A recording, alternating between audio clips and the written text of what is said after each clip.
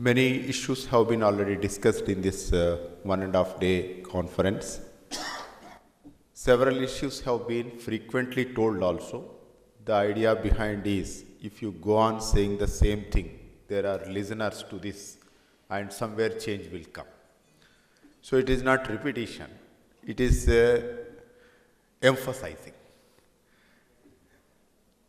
Here in the PPP projects, India has made significant progress as far as toll road projects and airport projects are concerned.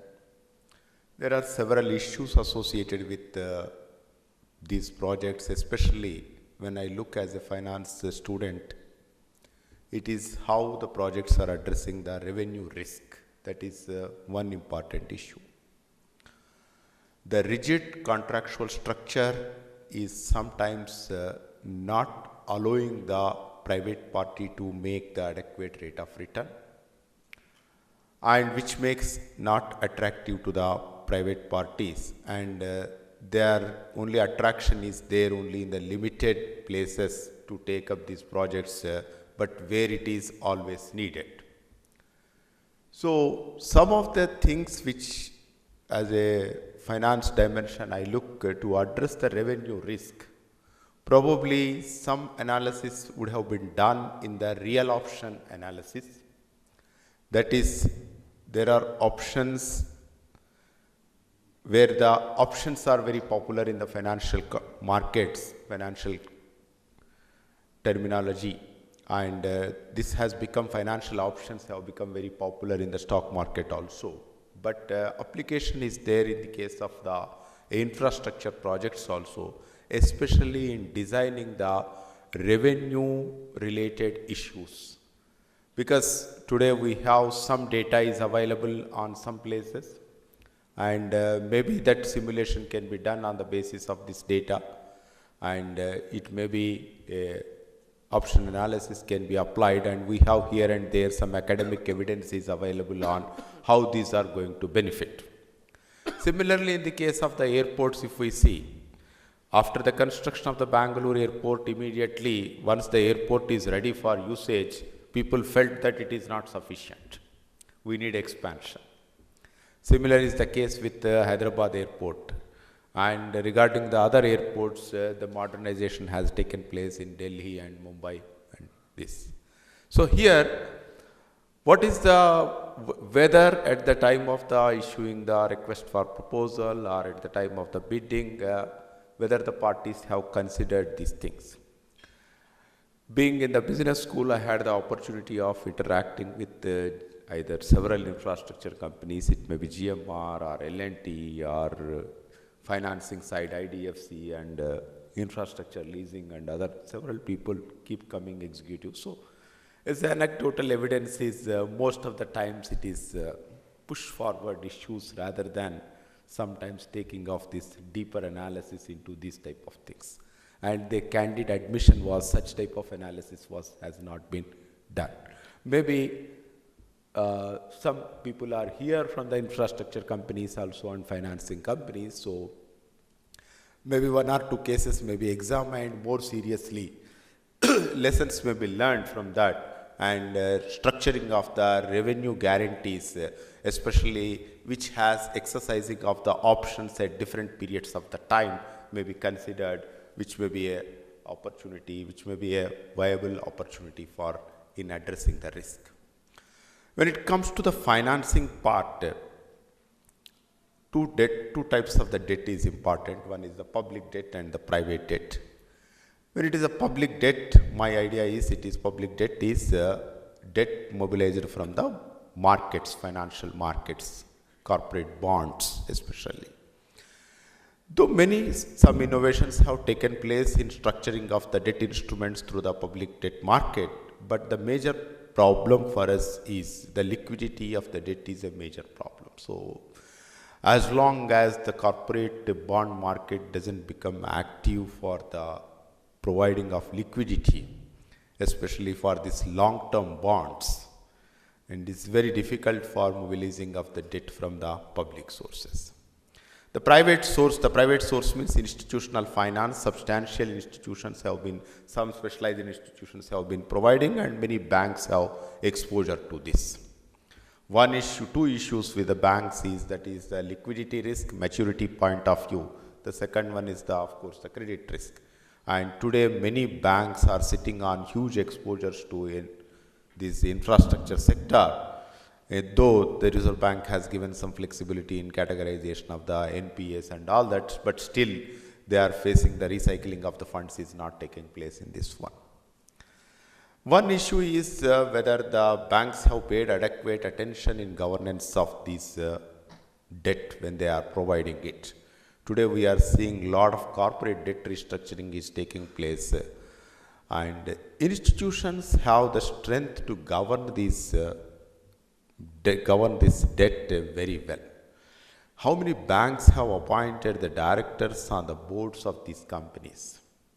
When these directors were appointed, here and there if I look, when the director was appointed in Kingfisher, when the director was appointed in Deccan Chronicle, when the director was appointed in any other restructured or potential restructuring companies, I think banks have missed the opportunity of that continuous monitoring it. So probably this issue may be relooked by the banks. How do they strengthen the governance when they are providing the debt to long-term purpose, which is very essential for providing additional finance to in corporate sector in general and infrastructure sector in particular. Okay. The third thing is, as many authors have already given here, and Professor Vinay has briefly summarized also, the other areas for us is especially health and education. I had the opportunity of reviewing the state universities of Karnataka state at the request of Karnataka government, and when I look, many state universities are in the budget constraint. They don't have sufficient funds to expand and consolidate their positions and all that. One issue is maybe PPP may be looked into that one.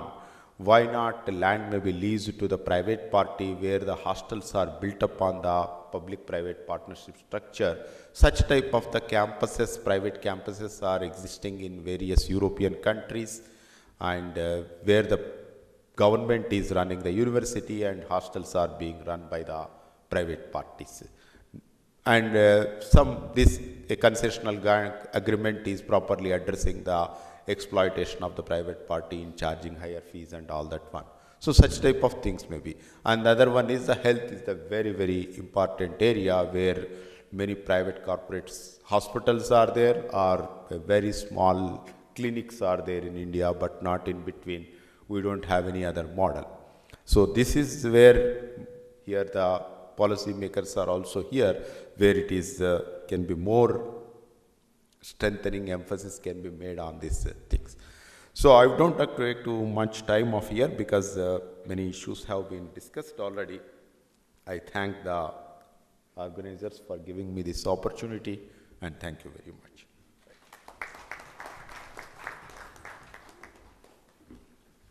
Thank you, sir. I would now like to introduce Mr. N.V.S. Reddy to the audience. With about 30 years of managerial and administrative experience in Government of India, Government of Andhra Pradesh, and public sector undertakings, Mr. Reddy held several senior government positions. He has contributed to systemic improvement in the Indian Railways and won many awards. As Additional Commissioner of the GHMC, he built a lot of public assets and amenities through innovative use of the airspace and advertisement rights without spending from the public exchequer. Presently, as the Managing Director of the Hyderabad Metro Rail Limited, he is heading the Mega Hyderabad Metro Rail project, which is the world's largest metro rail project being implemented in the PPP mode. He has also been associated with many important projects, including the Mega Konkan Rail project on west coast of India. He is known for his financial acumen, managerial ingenuity, open-minded approach, and leadership qualities. I request sir to give his address. Dignitaries on the dais, off the dais, ladies and gentlemen, good afternoon to all of you. Since the time is limited, I would just bring about a few practical aspects of a PPP project. I am executing the world's largest PPP mass transit system. This is 72 kilometers of elevated mass transit system in Hyderabad, 3 corridors.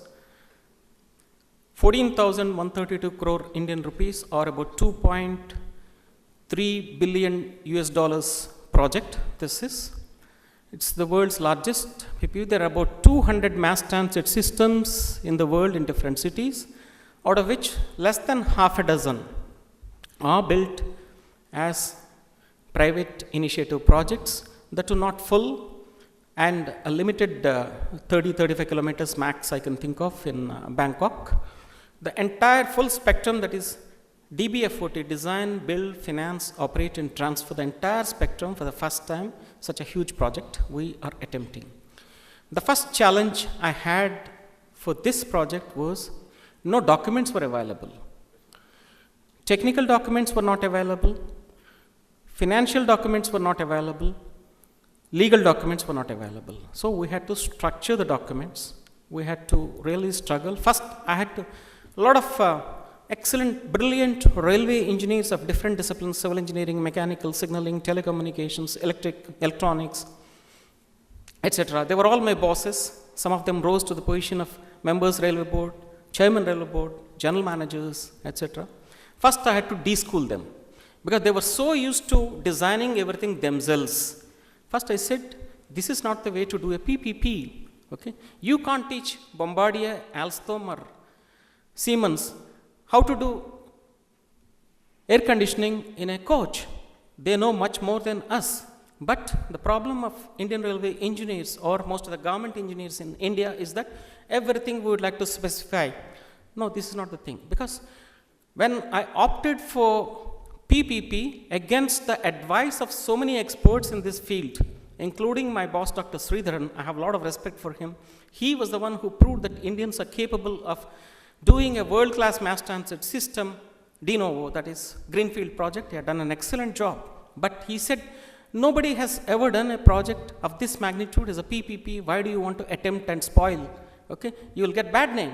I said, no, sir, this is not the thing.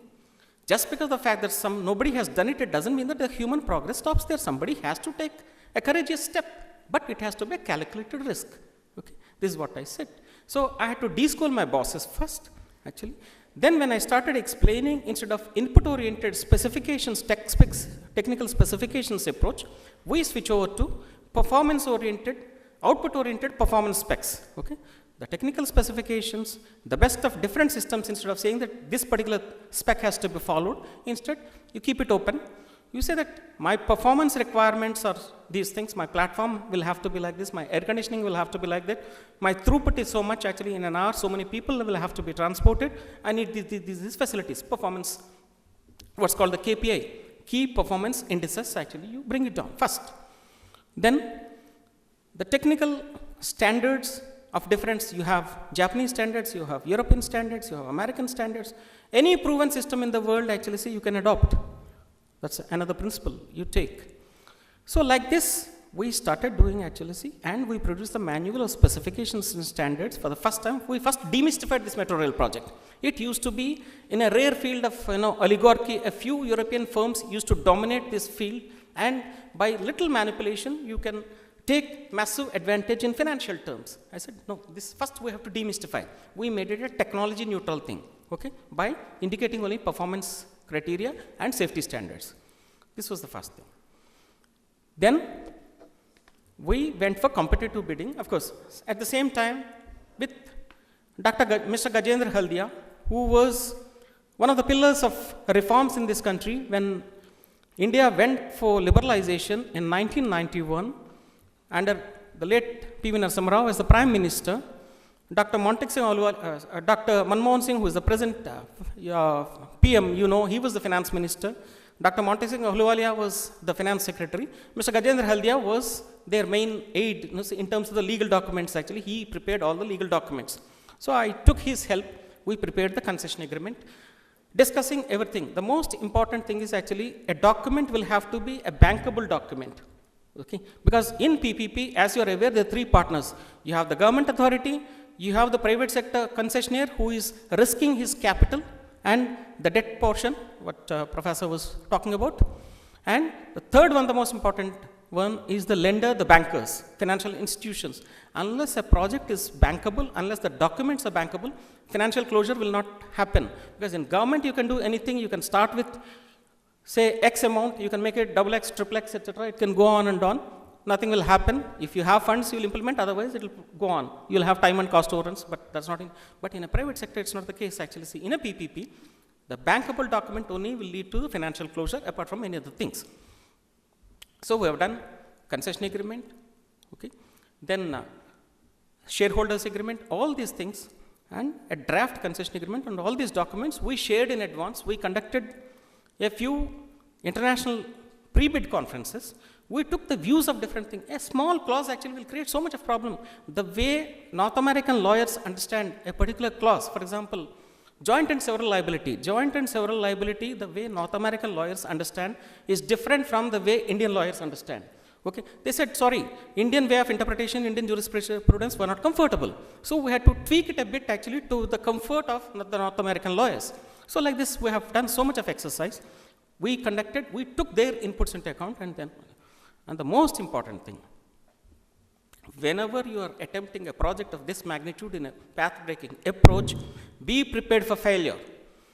Our first experiment failed, as you are aware that Meta's experiment failed, because there was somewhere else, some other problem was there, corporate governance failure is there in this country. We didn't even know that Meta's was manipulating it. Even the board of directors did not know what was happening. Okay. We became the victim of that particular thing. Then all the people pounced on me. We told you so, actually, see, nobody has done it. You wanted to do this project, actually, see the result, what has happened. Don't do this kind of foolish things. I said, doesn't matter. We have to learn from failure. Okay? The most important thing, I very proudly say, what happens is actually during failure, as the adage has it actually, rats abandon a sinking ship. Not a single officer of my team actually left my team. I'm proud of them. So the team management becomes the most important thing. Actually, failure management, one has to be ready in this kind of project. Again, we went for rebidding. We got L&T, an excellent infrastructure company. It's known for its good engineering skills. Now, the project which was written off by many experts, today it's happening in the Hyderabad streets. Everybody is aware of it. But the challenges were so many. In fact, in a lot of engineering conferences, they ask me, what are the challenges in doing a project of this magnitude? I say, here, the engineering challenges are in 35%, non-engineering challenges are 65%. There are so many issues, especially in countries like India, where there's excessive democracy. Okay? Anybody can give an expert opinion without knowing ABC of anything about engineering or any other field. So these are all the issues. So the communication strategies that are required for executing a project like this, actually, for the team leader, becomes extremely important. We started organizing different conferences with different